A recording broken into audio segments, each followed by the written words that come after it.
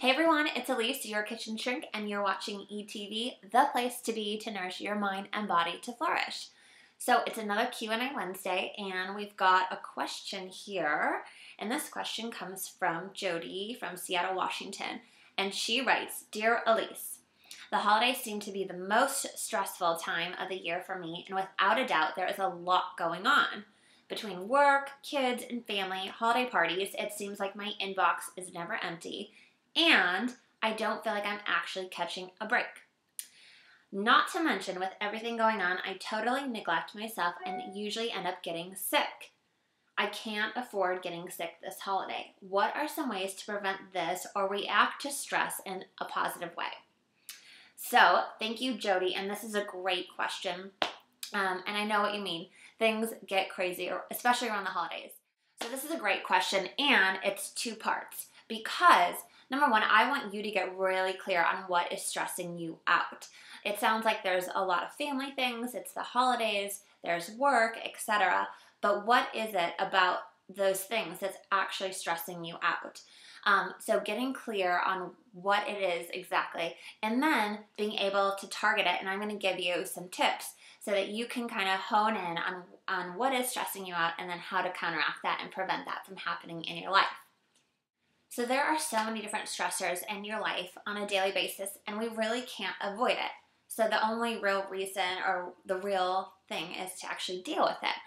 And you're absolutely right. When you have a lot of stressors in your life coupled with how you're reacting to it, if the way you're reacting and perceiving it, etc., is in an unhealthy or a negative way, that's going to put you smack dab in sick city. So we want to prevent that from happening. So identifying the types of stressors, and there's 4 main ones. So there's environmental stressors. Those look like air pollution, traffic, noise pollution, pollen. Then there are physiological stressors. So these kind of stressors look like what kind of exercise you're getting, what does your nutrition look like in your diet, and what is your sleep hygiene looking like. And then there is social stressors, and social stressors there's an abundance of them, but some main ones are things like job interviews, deadlines, competing priorities, and then financial issues. And the last one are our thoughts. So the things that we think and the way that we perceive things and the way that we label things in our minds and the different experiences that we have can actually cause us to have a negative experience with that. And it shapes the way that we see the world moving forward. So the bottom line is that stress is inevitable and it's part of our daily lives. But what we can do is equip ourselves with the tools to counteract that stress and prevent it from really taking a negative effect on our lives. And I'm going to show you how right now. So first thing is to become aware of the stressful events going on in your life. And Dr. Thomas Holmes and his research assistants at the University of Washington came up with a scale and a tool to utilize in your life to actually see how much you got going on and how it's actually affecting you. So it is called the Schedule of Recent Experience Scale, and what I want you to do is go to the link right below, take the survey, and then come on back to find out what you can do to combat those stresses in your life. See you soon. Okay, we're back. How did you do? Well, whether it was high or low, do not stress out about this. This is just a rough predictor. And you can still use these 4 tips that I've got for you to counteract stress. So, number 1, when you are making any big decisions, whether it could be a big decision for you, where to go for the holiday party, or who to invite, or what to do for the holidays, or whether it's buying a house, a car, whatever it is, sit down, take the time, and write out all the different options for you and all of the outcomes of those options so that you can make the best decision for you. Number 2, make sure you are getting lots of physical activity, whether that looks like walking in the stairs at work, or walking in place, or doing jumping jacks, going for a walk, going to the gym, yoga, whatever you have to do to get moving and get those endorphins going, which are going to actually counteract the stress hormones and decrease those. Also, make sure you are getting plenty of water throughout the day and you're eating a balanced diet. So lots of vegetables and green leafies. And also make sure that your sleep is awesome. because this is when our body actually rests and repairs. So what does that look like?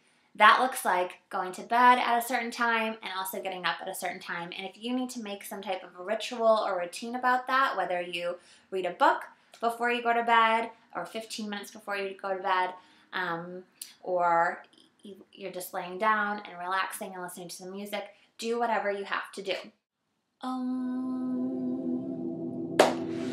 So, stress management and relaxation, this is huge. And whether it's in the form of meditation, yoga, visualizations, imagery, or even just taking a couple minutes to breathe, this is going to be super helpful. What this does is it helps you to just take a minute, relax, get your body back in check, and actually breathing is a great option for this. It's the simplest thing to do. It's free, and you can do it anywhere. So the best thing that I can recommend is to schedule this in. I know that all of our lives get super, super busy, and we forget to do things. But whether you do this in the morning when you wake up, or when you're taking a shower, or even when you're brushing your teeth, or even at night before you go to bed, take, whether it's just 1 minute, 5 minutes, keep increasing that, and do it for however long you need to do it for. And overall, the number one tip is to be compassionate and patient with yourself. It takes a long time to actually implement some of these techniques. So as long as you can allow yourself and give yourself permission to be patient with yourself, you're gonna reap the benefits of implementing these techniques. So why are these all important? These strategies or techniques or tools, whatever you want to call them, are super important because they're going to help you, A, understand and become more aware about the different stressors that are coming into your life and how to actually deal with them in an appropriate or more healthy way. So do you have a savvy strategy that you use against stress on a daily basis? Share with me below. So there you have it, 4 tips to overcoming stress during the holidays and beyond. And if you'd like more tips, come on over to mykitchenshrink.com. There'll be a bunch of tips listed, and sign up for our newsletter because I'll be sharing with you my green team smoothie that I have almost every single morning. It gives me the nutrients that I need to run my body super efficiently. That is all for now. Happy holidays, and I'll see you next time on ETV.